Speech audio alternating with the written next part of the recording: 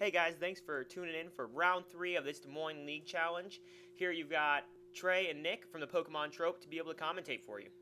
Okay, guys, today, right now, this match is Garrett Visser on the left with an Yveltal Darkrai deck. From what I know, I actually don't really know too much about what these guys are playing. And then Justin Robbins on the right with Seismitoad Garbodor. Feel free to check out Justin's YouTube channel, jrob101, and Rob does have 2 B's. And he does mostly pack opening videos and stuff, but every once in a while he does a deck analysis. But yeah, feel free to check that out. And it looks like Garrett will be going first. Puts a Malamar on the bench and plays Hypnotoxic Laser. And flips a heads to put that Seismitoad to sleep. Ooh, and the turn 1 red card. So this isn't a very popular card in the format, but Justin now has to shuffle his hand into his deck, and he only gets to draw 4 cards, which is pretty big on the first turn. Wow, that is quite the disruption. That was a nice play. That was a very nice play. Yeah. So, and getting that turn 1 laser on Justin is a pretty big deal. That puts his Justin Seismitoad in a weird spot where it's stuck being poisoned. So Justin doesn't really want to play down his Verbank because he knows that will just make his Seismitoad die sooner. But yeah. And Justin draws a weird hand with a Muscle Band, Verbank. I believe that was another Seismitoad in his hand, and no energy. No, that's a Garbodor, I think. But Garrett does attach the double colorless to Malamar, and it looks like Justin flips tails.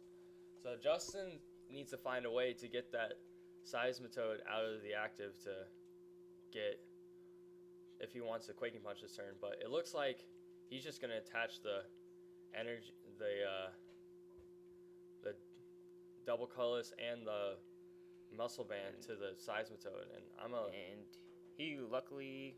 So wait, did that Seismitoad wake up, or did he turn that, or is that supposed to be asleep still? I'm not sure. We're not fully sure, but Justin does play a Crushing Hammer, gets heads, and discards the double colorless off that Malamar. And Malamar is going to be pretty good in this matchup, as long as Justin doesn't get out the Garbodor, because if Justin Seismitoad does stay asleep, it is a pretty big deal and could prevent him from keeping the item lock going.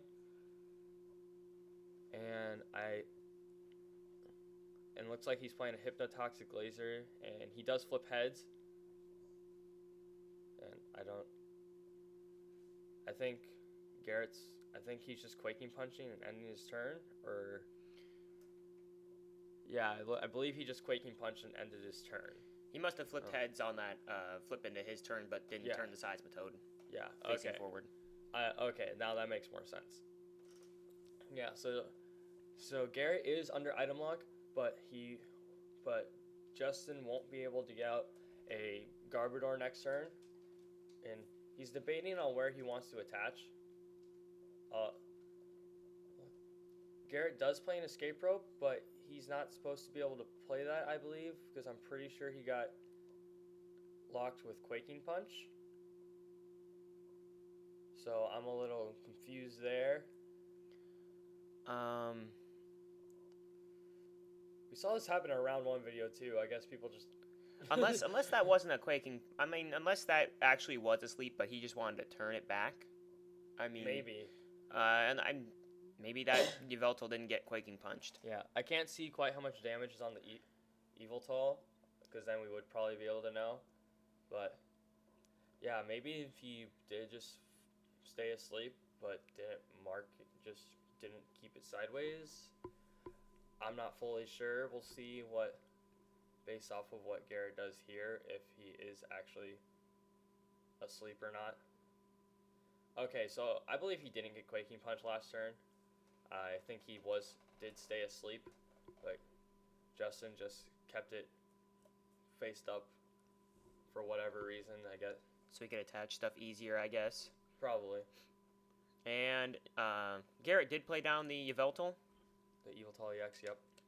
And I guess that will be a pass from Garrett. And Ooh, it looks like another Tails flip for Justin. Looks like it might be another turn where Justin won't be able to get a Quaking Punch off. Which is going to be... The more turns that Garrett has with items, the better. Especially for this matchup. Just be able to... Just get out, use his consistency cards, use Ultra Ball, and just waste as many items as he can in the early game.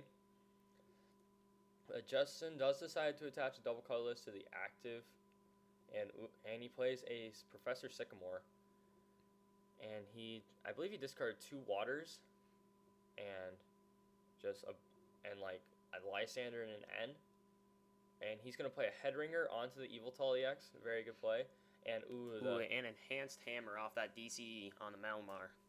Yeah, that's pretty big. That's 2 double colorless gone for Garrett, and the more times that Justin can get rid of Garrett's energy, the longer he'll be able to stay in this game. So Justin does have to pass turn, but he is now awake. But Garrett still has another turn with items, and he's gonna attach another energy to Malamar, which should put Justin Seismitoad to sleep, and he's going to play a Super Scoop Up. And he picks up the Yveltal, gets rid of the Headringer. Pretty nice. Still, I'm pretty sure that Seismitoad EX is supposed to be asleep. I believe so. It is supposed to be asleep. Oh, I think he's flipping for... Yeah.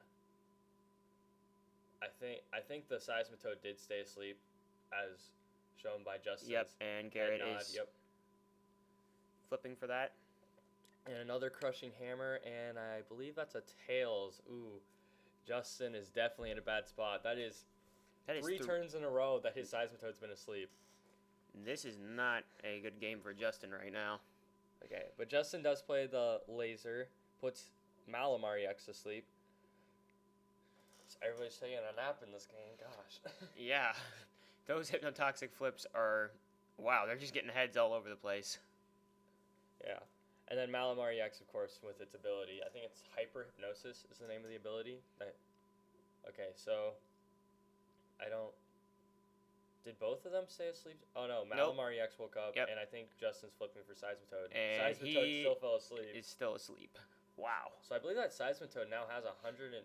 Oh, I think it woke up, maybe. Oh. But that Seismitoad has to have 120 damage on it now. Yeah, that's going to be an easy knockout for... The Malamar, yep, and then there's another energy. So then Malamar EX's Maximar attack does 60 damage times it and then you flip a coin for each energy card, and it does 60 damage times the number of heads. So he just has to flip 1 heads, and that's a knockout on the Seismitoad. And did he flip 2 tails? I believe he did flip 2 tails, or else that... Nope, he got the knockout. Nope, he got the knockout. All right. Justin seems a little frustrated, but that is Garrett's first 2 prizes. But now we got to see where Justin can go from here. Right now, it seems like the most important thing for Justin to do would be to get out that Garbodor to shut off Malamar's Hyper Hypnosis ability, so that it won't put his Seismitoads to sleep, because that seems to be the downfall of this game for him. But we'll see what Justin can do from here. I believe he just has to Quaking Punch. Well, at least he gets that item lock now and can stop Garrett from being able to play all these items, all the Hypnotoxic lasers. Yep. But he still may not be able... I mean, Garrett can still attach energy that... Oh, nope, he can't play that. Okay, there you go. So that Malamar EX is probably close to being knocked out. Ooh, okay. And then he puts down the Darkrai, so he can retreat if he so chooses to. But I think let's see what he's doing here. I believe, yep, he is retreating to the non-EX Yveltal, just to make it so that Justin has to take a non-EX. He has to attack a non-EX, so he only takes 1 prize card. Pretty good play by Garrett, I believe. Because I think the Malamar EX would have been knocked out going back into Justin's turn if he would have left it active, and there was pretty much no way that Garrett could have... Oh, wait, what? He just VS Secret for Lysander to knock out that Malamar EX. Gotcha. Okay, so Garrett still leaves the non-EX Yveltal active.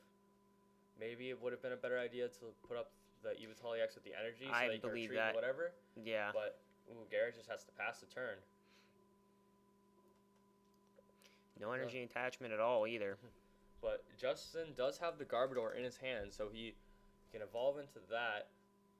And then if he gets a tool onto it, then he does have the ability lock along with the item lock. Ooh, wait. I believe he's going to play a Colress, or debating on playing the Colress. Okay. So he evolves into Garbodor first, then he's going to play a Colress for 5 cards. And I believe they're both at 4 prize cards, Yep, correct? they are both at 4 prize cards. Okay, so Colress, he shuffles his hand into his deck and draw cards equal to the number of all the bench Pokemon, his bench Pokemon and his opponents, so he will be drawing 5 cards. Not too big of an amount, but Colress is definitely a great card for the later game, especially in decks that run Skyfield to fill up their bench. It's an amazing card. But we'll see what Justin gets off these 5 cards. I saw, looks like a lot of supporters. He does have an Ultra Ball, but otherwise I think he got Verbank and 3 supporters. I believe that's in. He just discarded a Sycamore. And he's gonna get he's gonna get a Shaman. Consistency Bird Dog. Oh yeah. Mm-hmm.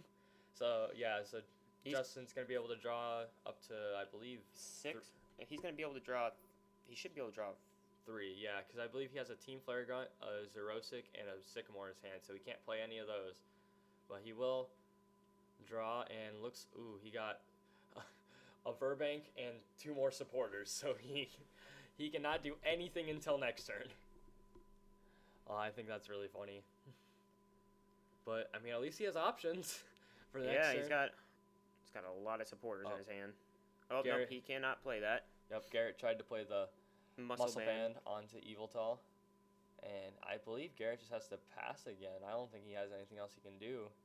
Definitely needs a supporter card or some energies. And he there's top the decks tool. the Float Stone. Justin top decks the Float Stone to get the. Justin just played a Team Flare Grunt onto the bench Yveltal EX, but Team Flare Grunt only discards from the active, so I think there was a little confusion there. So that might be a big game changer, just really slowing down that Yveltal. That is, I believe they both just were slightly confused by the card ruling and just didn't fully read the card. But nothing we can change about it now. We just have to move on and hope for the best for Garrett. All right, he takes a knockout on that baby Yveltal. And he's going to promote the other baby Yveltal, hopefully get an energy so that he can start using Oblivion Wing to get energies back from the discard pile. And I think Garrett just drew another item card, so he has nothing he can play in his hand as of right now. Yeah, and so Justin's definitely in the driver's seat of this game. He's in complete control. He has access to pretty much every supporter, because I believe he does have a VS Seeker in his hand as well. He has Crushing Hammer, Xerosic, pretty much can just play whatever he wants. Yeah, I think with the baby Yveltal active, I think it's probably best for Justin to just Quaking Punch and not waste any Hypnotoxic Lasers, because with the banning of Lysander's trump card from back in June, you do have to manage your resources a lot better. Mm-hmm. So, and one of those things is making sure you save your Hypnotoxic Lasers for the big EX Pokemon and the Pokemon that's going to do the most work on. Just looks like it's just been Quaking Punch and passing. And now Justin, since he's taken out 2 baby Yveltals, all he's got to do is knock out 1 more EX for this game. Oh wow, and he has to pass again. Looks like Garrett was in a really good spot at the beginning of this game, but he's just not doing too well. And Justin drops the Hypnotoxic down. Yep, and we know he has a Crushing Hammer in his hands, so he could discard the energy off the Yveltal EX, but he also has VS Seeker and a Team Flare Grunt, so he can discard the Dark Energy that way as well. I believe that would be the best thing to do, is to try and discard that energy, but I believe he just Quaking Punches. Yep, I believe he's just Quaking Punch Garrett's gonna flip for sleep. He does wake up, and he can put down that. Ooh, he top decks the Dark Energy. I believe he can also put down the Shadow Circle to get rid of the Verbank and take less damage from poison, which would probably be a good play. But I think he just Evil Balls, and I think that looks like that's gonna be the game. Justin just pretty much dominated that game. Garrett couldn't do much about it. I think he's trying to show his hand to the camera, and Justin showing that he really didn't have much in his hand. He kept drawing right into those items that he could not play. Yeah, well, I think this game shows the dominance of Seismitoad Garbodor. Even when you have a bad start, you can easily come back just because of how strong the lock can be. And I mean, even when there's a bad setup like Justin had for the most part, I mean, that deck is so strong that it can come back even from setting up with not being able to Quaking Punch for 3 turns and being asleep for 3 turns. Yep. Well, isn't that what I just said? Is it? I don't think so. I think you just said it was strong, didn't you? And whatever.